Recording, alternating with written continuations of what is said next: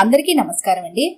ఈ రోజు మనం శ్రీదేవి మురళీధర్ గారు రచించిన తదనంతరం అనే ఓ చక్కటి కథను విందాం. ఇక కథలోకి వెళ్దాం.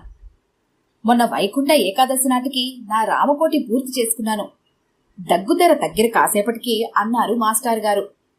అసలు ఈ జన్మలో నా వల్ల అవుతుందో కాదోనని ఎన్నోసార్లు దిగులు పడ్డాను.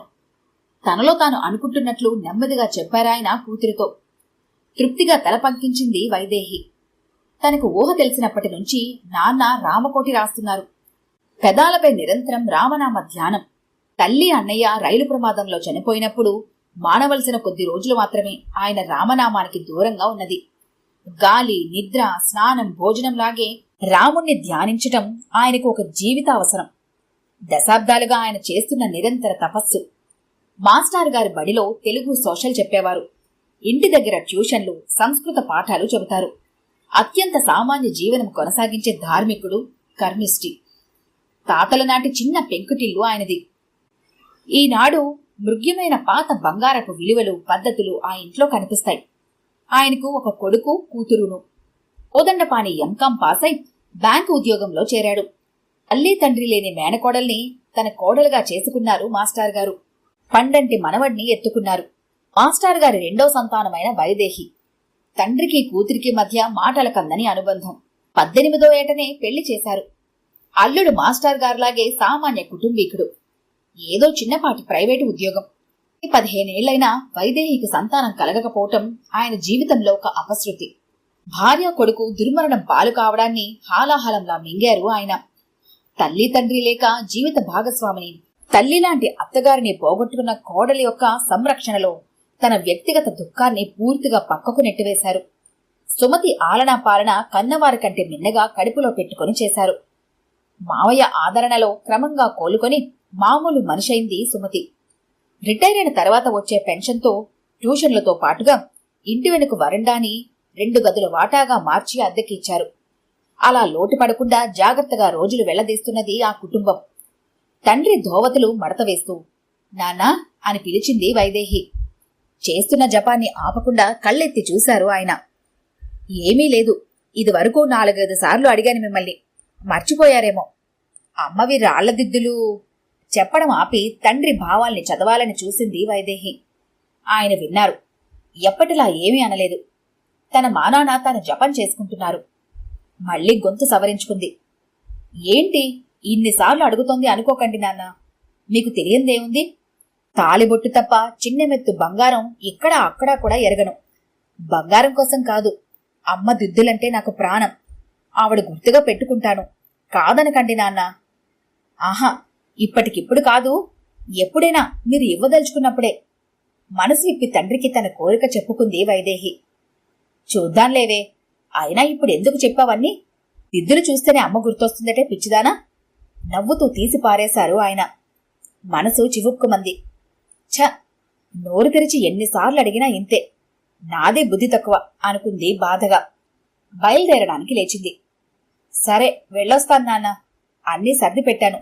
రేపటికి కావలసిన విస్తళ్ళు, కూరలు మీరు తెచ్చుకుంటున్నారుగా. ఇంట్లో పని తమలగానే తొందరగా వచ్చేస్తాను.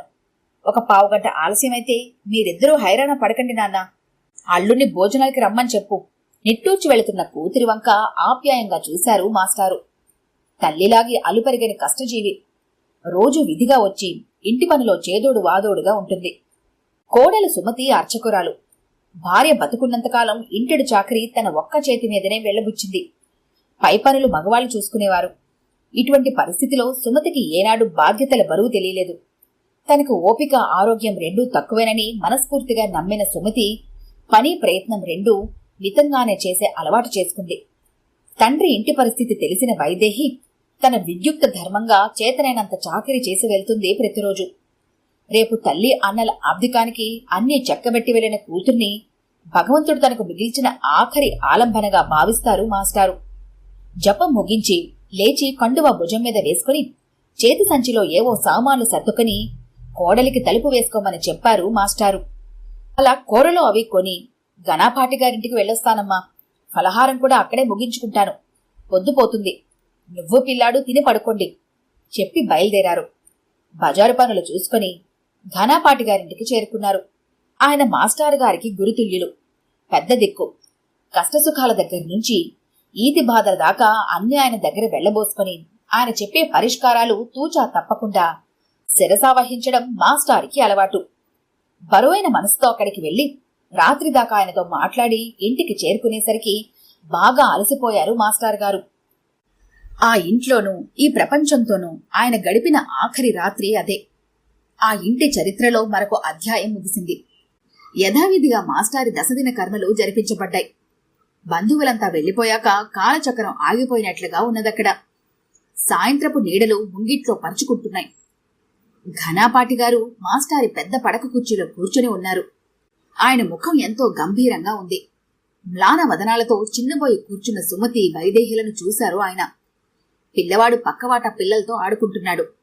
పడక కుర్చీ పక్కనే గట్టుమీద మాస్టారి చేతి సంచి ఉంది. దాన్ని ఇప్పుడు ఘనాపాటిగారు తీసుకొచ్చారు. చనిపోయే ముందు రోజు రాత్రి దాన్ని మాస్టారు ఆయనకు అప్పచెప్పారు.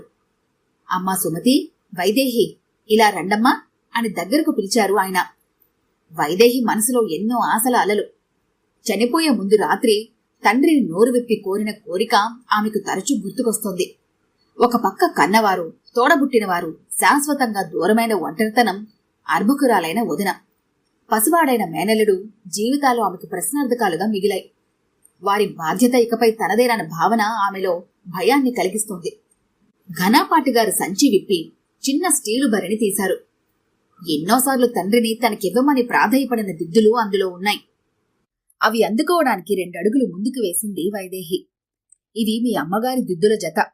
కోడలికి చెందాలని మీ నాన్న అభిమతం. ఎదురుదెబ్బ తగిలినంత బాధ కలిగి విలవిల్లాడింది వైదేహి.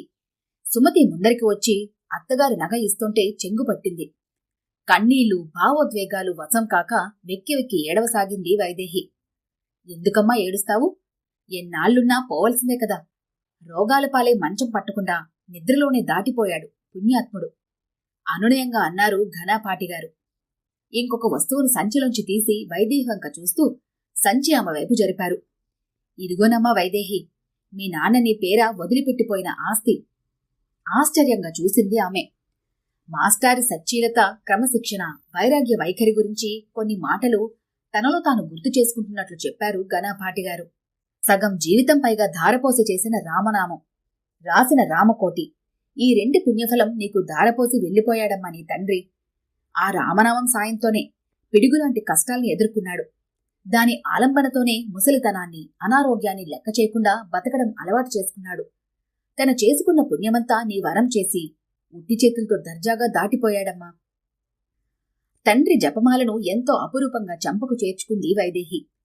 ఏళ్ల తరబడి రాసిన రామకోటి పుస్తకాల సంచి ఆమె దగ్గరకు జరిపారు ఆయన. చిరంజీవి సౌభాగ్యవతి వైదేహికి అని చక్కటి ముత్యాల వంటి దస్తూరితో తండ్రి రాసిన ఆఖరి అక్షరాలు. తాను కోరుకున్నది భగవంతుడు ఇవ్వలేదనే బాధస్థానంలో తనకు ఆయాచితంగా దక్కిన దాని విలువను ఆమె మనసు గ్రహించడం మొదలుపెట్టింది. కోరుకున్నది లభించింది, వీటి 2 మధ్య వ్యత్యాసం దానంతట అదే ఆమెకు బోధపడసాగింది. రాళ్లడిగితే రత్నాలు దక్కాయట. ఎందుకు అడిగాను నాన్నను అన్నిసార్లు? ఎందుకు? పదే పదే ఆమె మనసు కలతపడుతోంది. అన్నీ తెలిసిన ఘనాపాటిగారు పిల్లలకు ఎవరికేది ఇవ్వాలో తండ్రి కంటే ఎక్కువ ఎవరికి తెలుస్తుందమ్మా? అర్ధయుక్తంగా అన్నారు ఆయన. శక్తికి మించిన బాధ్యతలు తలకెత్తుకోవలసి వస్తే అవసరపడే చేయూత తండ్రి ద్వారా తనకు సంక్రమించిందనిపించింది వైదేహికి. కోడలు పెట్టిన దీపం వెలుగులో మాస్టారు గారు ఫోటోలోంచి ప్రశాంతంగా, సంతృప్తిగా బిడ్డల వైపు చూస్తున్నారు. అప్పచెప్పిన బాధ్యత నిర్వర్తించి ఘనాపాటిగారు నెమ్మదిగా అక్కడి నుంచి బయలుదేరుతున్నారు. మేనల్లుని పొదవు పట్టుకుని వైదేహి వెక్కి వెక్కి ఏడుస్తూనే ఉంది. ఈ కథ కనుక మీకు నచ్చినట్లయితే లైక్ చేయండి, షేర్ చేయండి. మరిన్ని ఇంట్రెస్టింగ్ కథల కోసం మా ఛానల్ని తప్పకుండా సబ్స్క్రైబ్ చేసుకోండి.